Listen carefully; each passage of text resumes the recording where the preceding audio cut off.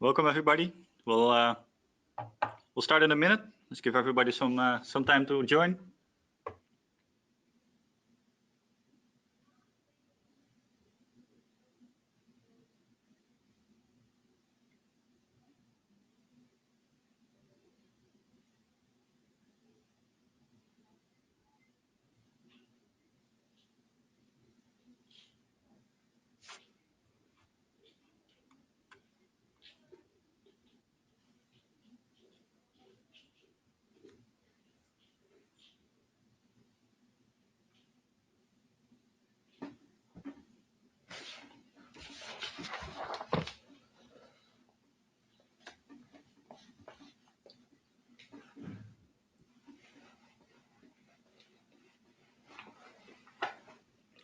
It's 2 minutes past. Good morning, good afternoon, good evening, everybody. Thank you so much for taking the time to tune into today's webinar. Sadly, Mark O'Loughlin is delayed, so he will not be able to join us this evening. My name is Joey van Kuilenburg. I'm a marketing manager. I'm a marketing specialist at the CCC. Joining me today are Jurian Burgers and Sudhakar Nagasampagi. I met Jurian while creating courseware for another training some months ago. It was in October, November. He shares great examples and we just had to have him for a webinar. So glad you can join us, Jurian. Yes, feel honored. I'm glad to do so. Thanks. Yes. Also joining us is Sudhakar. Sudhakar is an IT professional, accredited trainer, author, speaker. I've had the opportunity of working with Sudhakar on some IoT related articles. He really knows so much about the industry. It's incredible. Thank you for joining us, Sudhakar.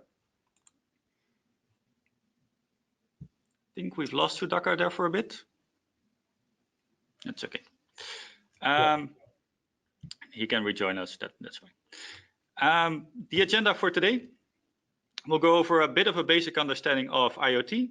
Then we'll go over the business benefits, both from a supplier side and a consumer side, use cases and examples, and then at the end, the warnings, critical notes, things that we have to be careful with when diving into IoT. For those of you joining us for the first time, a little bit about the CCC. The CCC is a leading provider of vendor-neutral certifications. And I mean vendor-neutral in the actual sense of vendor-neutral. We are complementary to Microsoft, AWS, Cisco, and we've been supporting the development of professionals since 2013. We have delivered certifications in well over 75 countries it is now, I think, across all types of industries, governmental agencies, etc. We focus on the Internet of Things, big data, cloud, blockchain, because these are disruptors. These can revolutionize the way work is being done. They can change business models, and it really requires us to rethink what we do. So these are the areas we focus on. Before we go to Jurian, some household items. We're recording this webinar. We'll be sending it out tomorrow.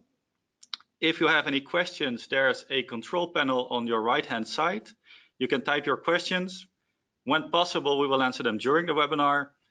If we have any left at the end of the webinar, we will answer them. If we run out of time, we will come back with you via email and we'll answer your questions that way. Is Sudhakar back? I don't know. Probably some connectivity issue. He's dialing in from India. Yeah, could be. Yeah, for those unaware of the situation, we're a distributed team. None of us are in the same location, so but I think we've lost Sudhakar. Sudhakar has a poll. We'll skip this for now. We'll come back when Sudhakar is back. As promised, Internet of Things. First, a bit of a basic understanding of Internet of Things, and especially why do we think it's so important. Data sensors spread like wildfire. This is something we hear all the time. The IoT market is on pace to grow over $3 trillion annually by 2026. And the biggest issue here for IoT is insufficient staffing, lack of experience. These are things that we can really help professionals, IT professionals, business professionals in understanding why IoT is important and how IoT can help their business. These are things that actually come from Forbes, from Business Insider, from AWS. LinkedIn is a great one. IoT is always high on the LinkedIn skills list. Same as big data, blockchain, where it links to. I think now, Jurian, it's time to hand over the controls to you. Okay, thank you very much, Joey. Yeah, it's a bit of a pity that we couldn't do the poll. One of those statements was that the consumer goods and devices are the biggest in the IoT market. Well, that would be a hand-on for this next basic understanding, that there is a differentiation between industrial IoT and consumer IoT. And of course, consumer IoT, we all know or have heard about, like in the gimmicks or your home automation, domestic automation. But as much and even having a more impact will be, in the opinion of several surveys, the industrial IoT. So for those who think that IoT is just a gimmick thing for consumers, no, that's not true. We would have got it out of the polls, but it's a whole other way of working and marketing. So these different benefits from both industry and consumer, but still that is on the consumer side. On the bottom here, you will see that business benefits derive both from the supplier side and consumer side. And that is what I got as an experienced service management consultant, and all over those years, that people are using, for instance, cloud and other services or agile way of working to experiment with IoT, just as simple as that, without fixed costs, with all benefits from cloud. So with less operational, only operational expenditure, just to create an environment where they could test. Well, that is done both at the industrial and consumerized IoT. So that bearing in mind, let's go to some business benefits. Next slide here is from the supplier side. No, this is correct. Thank you, Joey. Yep. So from the supplier side, or say, so to say, the vendors, there are different areas where their business can benefit. And of course, let's start with the smart devices. That's one of them.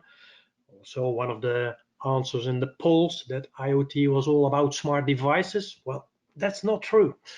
It is, of course, a starting point where devices are getting much more smart in itself. But what about the pre-processing that can be done at those actuators, sensors? Pre-processing, also referred to sometimes as, you can compare it with edge computing, that data is already transformed into information before it gets sent out to via some gateway to a cloud or whatever location the IoT processing takes place. So that's the next benefit. Suppliers will benefit from processing at the device, and also building upon the gateway that's needed to reach the IoT platform itself. And here you see some telecommunication examples that are deriving. So it is creating a new market where the old, so to say, old internet protocol is way too heavy, and IP version 6 offers a lot of addresses, but it's still heavy. So we see some new ways of gateway coming up. Long range, low power, that's the thing, of course. Less transport of data and very efficient use of energy. You see the message queue telegraph transport, which is also a broker role and new ways of gateway of protocols to send and receive information. So that's a huge part in telecommunication. That's why they all, and you see the 5th generation here, all telecommunication parties promoting the 5G. Specialties within that, Sigfox, Zigbee, Z-Wave, you'll find those gateways under the devices. Applications, as in the, well, it says here, the software development kits. A lot of applications not even known, are we aware of now, but are under construction. And software development kits, especially for IoT, is even offered as a service, both at the large providers like the Watson IoT, AWS, Azure, but also the smaller ones. They offer you a software development kit for creating your own IoT applications. Great. Coming into the cloud, another business benefit, of course, there has to be some device management. All those devices generating information. They also need to have access and secure management to the cloud IoT platform. Otherwise, these smart devices will become the new backdoor of your IT environment. So we're vulnerable there, something to be aware of. Well, of course, generating all this information, you already mentioned, Joey, the big data, the AI, that's based on large volumes of storage. So storage, and then, of course, the analytics is part of a business benefit.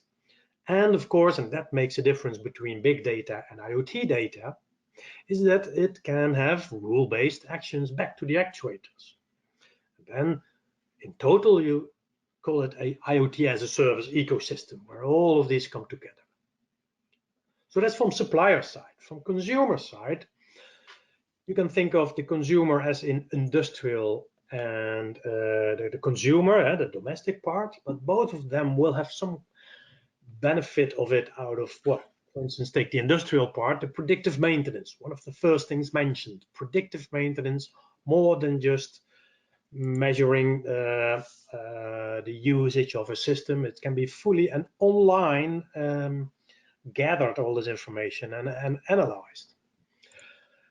And same as for IoT, big data means that you can, once analyzed, do your target marketing based upon this information. So a lot of, also in the fast moving consumer goods or logistics or whatever, they do target marketing, target auditing, based on big data analysis derived from IoT devices.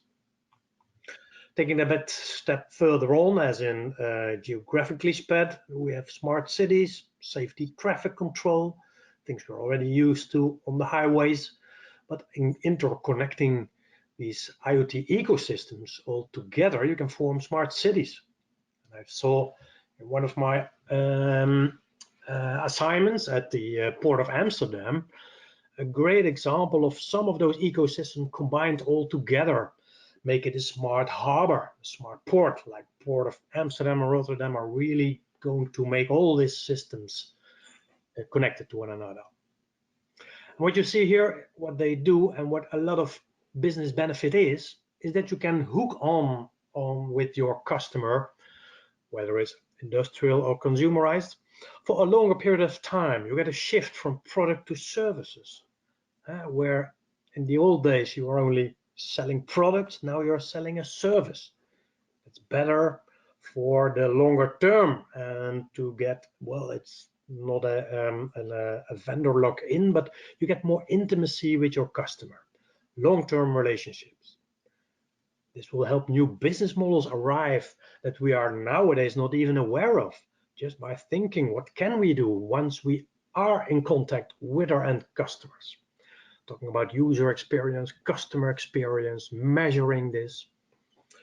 So altogether, it has one way or another having to do with customer intimacy, closer relationship with the consumers. We can look at some examples where it is, next, this one, use cases and examples. And I've grouped them, a few of them together. We will see 4 categories of using consumerized IoT. From the left one started just as a gimmick, you can say, geeks who were playing with it, like here you see the Philips Hue. Well, light up the light when the Uber taxi arrives. That's, in my opinion, a gimmick. It can be making more ease of a way of working. But still, it's in that category, like turn off the lights if the pizza guy comes in, these kind of things. For those of you who are aware with if this, then that would be a great start just to experiment with IoT and connected applications. Taking it a bit further to the nice part of it, here you see this is a picture I made at the Dutch Design Week last year, when I was able to look in a refrigerator, and at the door you see the cam still. So a lot of people are talking about this as an example, but they do exist nowadays. They are commercially available. And well, one thing you can do with those things, just sensing the presence, what's in my fridge, how many bottles of milk do I have, but also some physics, other sensors measuring humidity, the temperature, and able to adjust this one. Next slide, please. When we go again one step better, here you see a recipe from Goodness. Goodness, one of the major, well, I don't know worldwide, but it has a very large database of recipes, ingredients, and now it is where the earlier one was just looking into your fridge. Now you can talk in your kitchen. You can talk in your kitchen and say, well, I won't say it, otherwise some devices will turn on. Yeah, please don't, because all the devices here will go off. Yes. So like, hey, smart speaker, what are the ingredients of? Or is this gluten-free to be prepared? Or how should I handle this recipe? And give me examples. You can talk in your kitchen, and the smart speaker connects to the Goodness, and Goodness database ends up in feeding this back to you. So that's real-time interactive kitchen. Then I'm just waiting for the next step where it will look into my fridge and just suggest me what to eat. Because what it will, yeah, they can. That would solve so many issues. Yeah, based upon what you've looked and what you've ordered earlier before. Exactly. Yeah. Well, taking a bit step further here, an old product here from Sonos, which is a wireless speaker. It's already categorized as old. They were 10 years ago not, how do you say this? The things nowadays, as it said here, are capable of doing things that 10 years ago we wouldn't even think of. And that's great that even these companies realize that the end user just expects your product to improve. If not, you're left behind. And nowadays, this Sonos speaker can really interact with the true play. It senses where the speaker is, in which room, and automatically adjusts its quality of music. That's great. Just by sending it to their application, to the database at Sonos Cloud, and feeding it back and acting upon your speaker to real-time tune this. Oh yeah, definitely. Things we really didn't think about 10 years ago.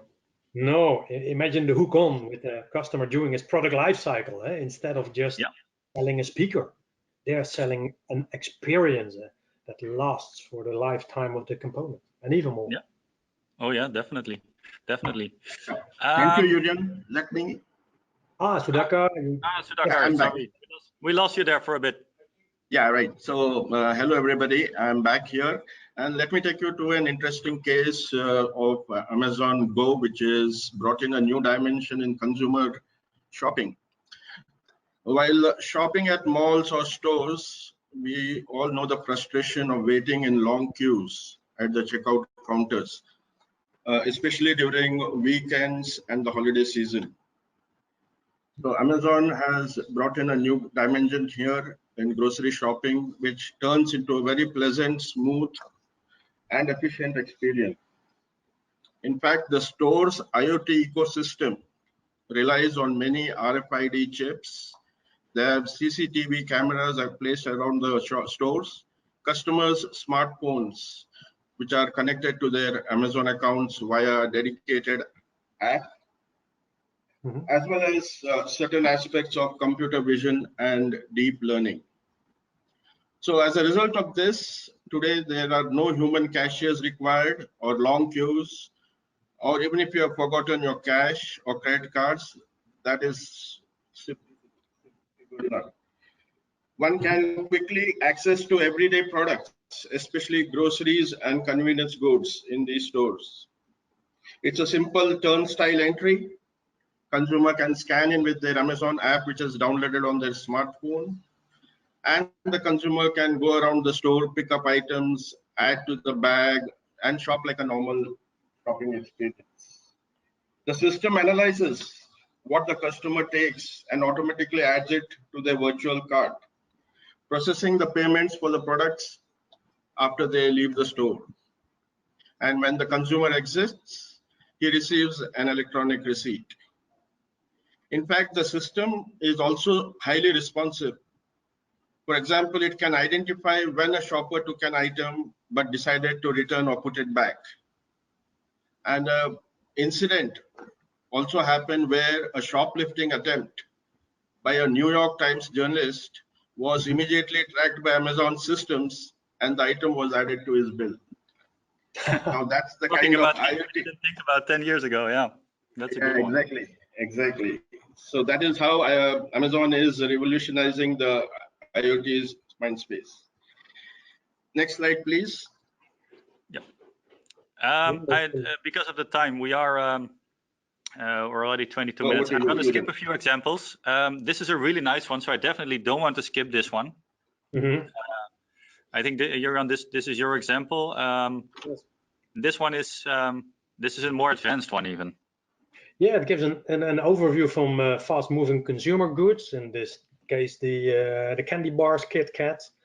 In the ordering machine option within Kit Kat vending machine, depending on the level of chocolate bars there, you can order manually or automatically.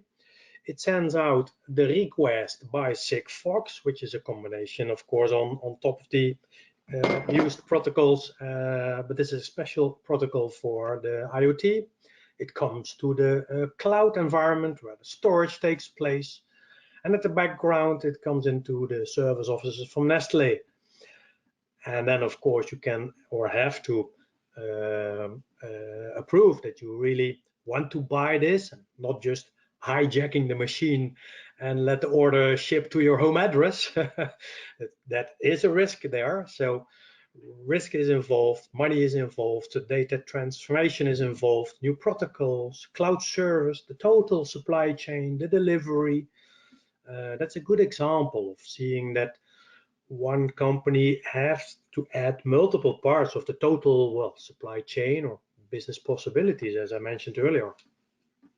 No, I can see two things here, Jurian. One, this will definitely help with selling more, because instead of allowing your customer to go to a competitor, you're actually offering them already products right before they run out of these products. So you can do so many things with this. But I can also see some risks here, because you need so much security here in place to make sure that this goes right. Yes, it was my example of the delivery address, but there's more involved indeed. You could misuse this in so many ways. Yeah. And also on top of that, you can differentiate your services based on the SLA that you have with, in this case, Nestle. Oh, yeah. We see in many use cases that you really have to know your customer and offering him different services with different SLAs. You can learn so many things that your customer normally wouldn't tell you, and not just in this example, but in similar in similar situations, where you can see things that normally you cannot see, and do things that right now you just cannot do. Which hooks really nicely into Sudhakar's example here. Sudhakar, maybe you can explain this one. Yeah, surely. So mining, we know, is obviously a very dangerous occupation. In fact, how many miners trapped in a mine disaster stories have we heard or seen? Oh, too many. It's also an industry that can damage the health of both people and the environment. But it's a necessary evil. And one company that's using technology to make mining less evil is this Rio Tinto, based in Australia. In other words, it's trying to make it greener and safer, as well as more efficient. And how does it go about doing this? it makes use of large number of autonomous trucks which operate in huge open pit mines that are very far away from the nearest service and maintenance points. These trucks are typically equipped with IoT devices and can enable predictive maintenance by monitoring the truck's condition. In fact, each of the truck's tires contain somewhere around 40 sensors. Yeah. Mm. No. Yeah, so it addresses mechanical issues before they affect work streams, and the company can save nearly $2 billion per day per breakdown that is avoided. So you can imagine the amount of savings that can happen nearly in a year, that is around $730 million. In February 2018, their autonomous trucks surpassed hauling almost 1 billion tons of ore. And plans are in place to increase the number of autonomous trucks in the field from 80 which today to more than 140 by the end of 2019. So where human intervention is needed, human drivers can come online from a command center more than 930 miles away and then look into the problems if any of the trucks go down. So very classic example of how IoT is being exploited. Yep. Oh, yeah, so here you can make it safer and more efficient and actually save money. Yes. Great. Very true. Yeah, so coming down to the major point of how to create an IoT business value. It's a simple 6-step mantra that one needs to follow. Many of the challenges organizations are facing are because of a very weak business case or because of security issues. Here we have the 6 steps which help you out to create very good business value for your IoT implementations. So the first step is understand what your company uniquely offers, and then why your customers keep coming back. So going on that basis, you can start first beginning with your business case rather than the technology. In fact, many IoT projects are failing because companies keep focusing on the technology first. Developing a strategy, an IoT comprehensive strategy, which requires an executive buy-in, the culture, the return on investment, etc., is a required step here. Designing security right from the start. Security is a very big challenge in the IoT domain, and so security should be thought of right from the beginning. It's always better to think big, start small, and then once proven, it can be scaled faster. Starting small, would starting small also help with making it more secure, with just taking small steps and then scaling up from there? Yes, exactly. So starting small, yes, security would be covered in all aspects, and then you can scale up faster and then look for any issues or loopholes in any of those aspects. Yep. And then joining or engaging with an expert or seasoned partner to help you to plan, develop, and implement IoT solutions. Since IoT crosses many domains, it is wise to engage with any kind of a seasoned expert or a partner. I would also add a couple. Yeah, I would also add a couple of other points into this, which is view IoT both as a source of competitive advantage as well as a competitive threat. Because in today's world, IoT is definitely an emerging technology, and you don't want to be left behind without implementing any of its usefulness. And instill a sense of urgency in yourself, your team, and in your organization. And that is how you can create. An example from Jurian earlier, KitKat, they basically prevent competitors from offering a product because they can send an email or offer the product before the customer even runs out of it. Yes. Right. So there is definitely some urgency there. Yeah. Can understand. Good examples.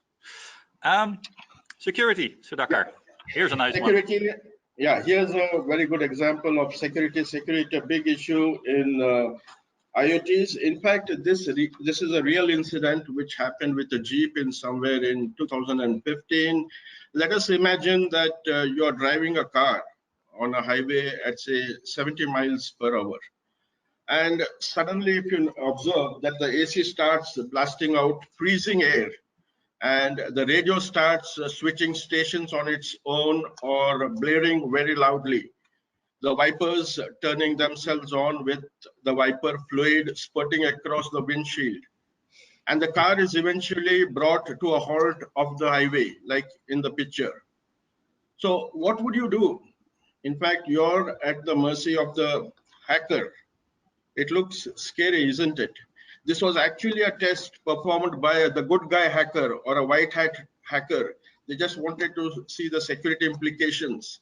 And of course, nobody was injured or no catastrophic injuries did take place. But then you can imagine what kind of security issues can happen, and it could be turned to be really fatal or catastrophic. Oh, definitely. And especially with so many cars being equipped with so many sensors and being connected with each other nowadays. And that's just more and more. It's computer Yeah, on wheels. imagine. Yes. Yes. And another incident, I would just, if we can move to the next slide, please. Yep. Yeah, another incident is an assassination threat that has been avoided a few years back. The former US Vice President Dick Cheney had an implanted defibrillator and heart pump due to a long history of heart problems. But in fact, his doctor had ordered the wireless functionality of his heart implant to be disabled because there were fears it might be hacked in an assassination attempt. So any implants or ingestible devices can cause a lot of security issues. And so therefore security is one of the major challenges in IoT that should be taken care of. Mm-hmm. Oh, yeah, can imagine that.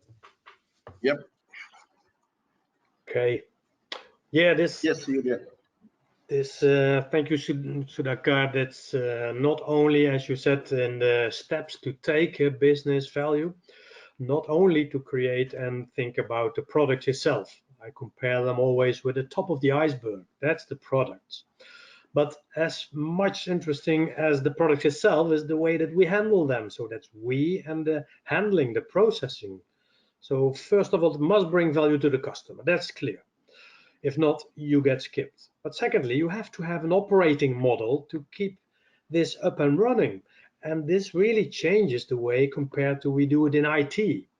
I took 5 of those processes out of them, and due to the time limits, I won't go in depth in here, but think of it that your configuration management needs to be very flexible and active, and it cannot be done in Excel sheets anymore. All those devices out there need active device management, financed by operational costs only, the release of new services by means of Python programming and orchestration within, as we already know and see in cloud service management, also comes into the IoT management. Capacity, the auto scaling to be in line with the need of capacity, and of course we talked about the security parts of it.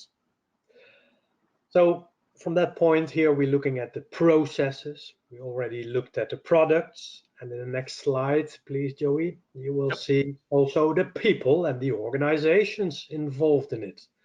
So one of the things first, we always say, like, get educated and educate others. And that's what we are doing here. We try to do it with the courseware, of course. But if people don't have, well, you see it again here, a guiding on adoption, or as Sudhakar, as you were mentioning, we need to have a clear strategy. If that's not clear, it will result in chaos. If there are no resources, it will result in frustration. And if there are no competences, it will lead to fear or failure.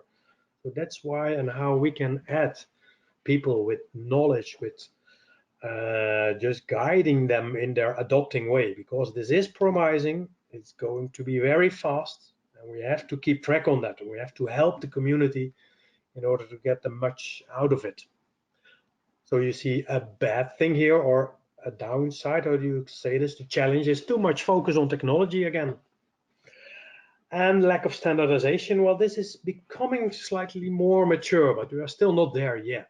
We've seen IPv6, but also new low power, long power, low range protocols. You see the MQTT as an ISO standard. So yes, organizations are getting up to speed, but we are not yet there. So that's really a challenge. Whether it's finance, security, data regulations, just look at the most active way of, well, guiding your adoption to IoT. And we're not there yet, as again, but I think we will. I would think. Yeah, but the industry is also moving so fast, and especially for regulators and security, it is moving so fast. It's so difficult for them to keep up. Yeah, even for us as experts, it's difficult to keep up, right? Yeah, it's also for Open Group also has an architectural work group. There are a lot of IoT work groups out there. Well, let's just not hope that they have to reinvent the wheel, and therefore it's easier to adopt an IoT as a service, which is already, well, partly compliant to regulations, has standards for communication, for processing, for data protection regulation. And then you take it in a more mature way, all this IoT and adopting. So, but we have still a lot of work to do, and that's, well, my point, my takeaway, that we have to manage the operating model, which is very different than operating models from just IT as we know it. Yeah, and definitely to not reinvent the wheel. I think that's the main thing here. Yeah. And the final thoughts on Internet of Technology is that IoT is the most important emerging technology. In fact, of all emerging technologies, many executives believe that the IoT will be the most important, ranking it above other technologies such as artificial intelligence or even robotics.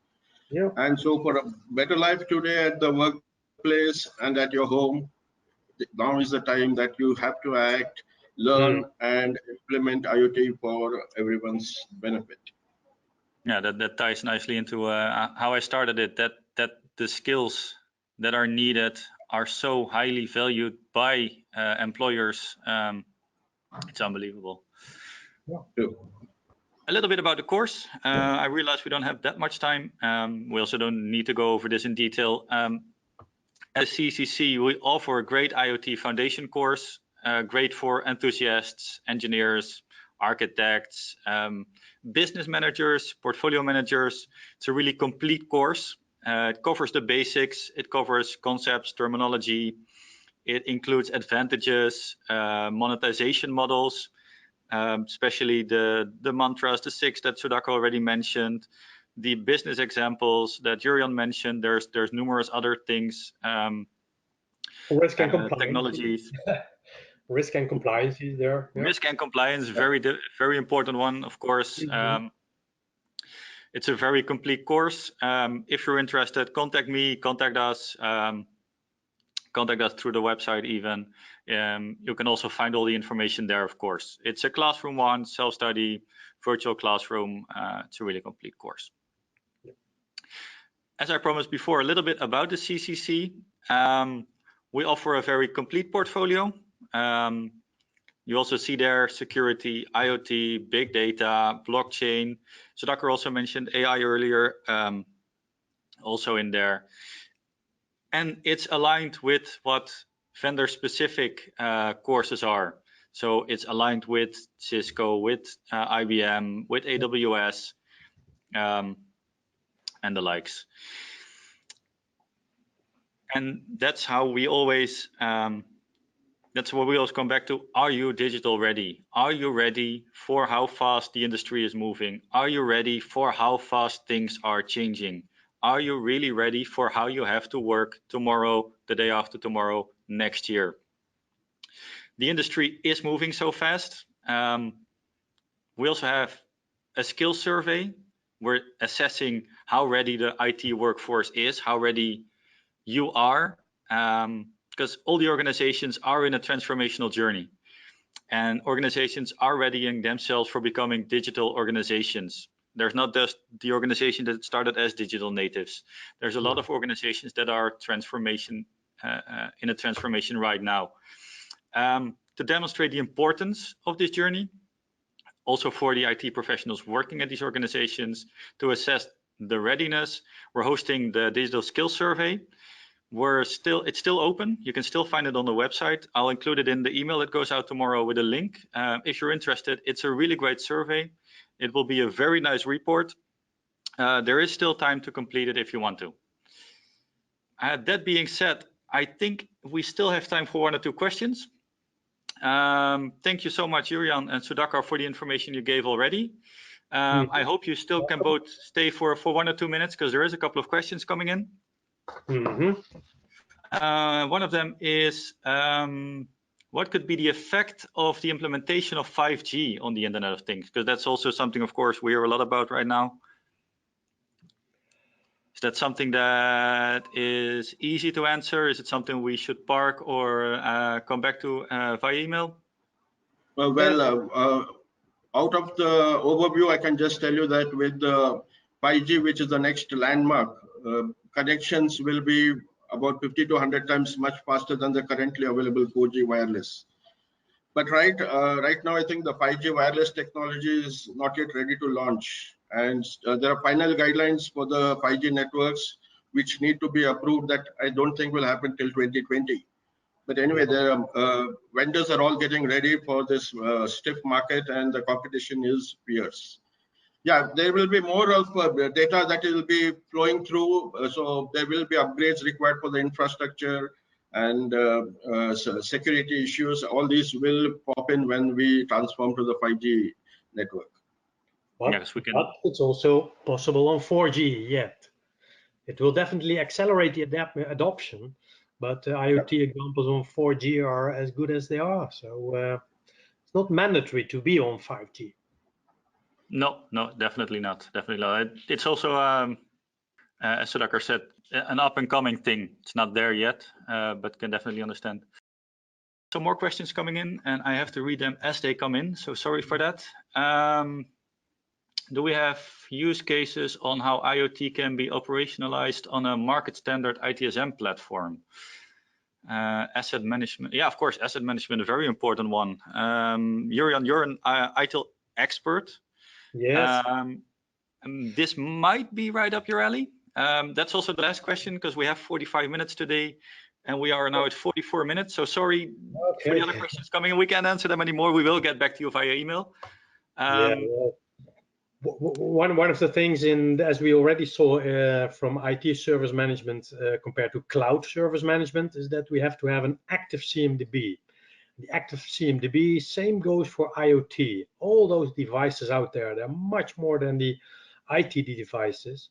So we need to keep track on them. So on a configuration management, from an asset management point of view, these systems need to be automated. You cannot do with your old service management processes. They won't simply work there. So you have to really redefine those processes. And it's possible. There are ways of Intune and other products that will help you with that.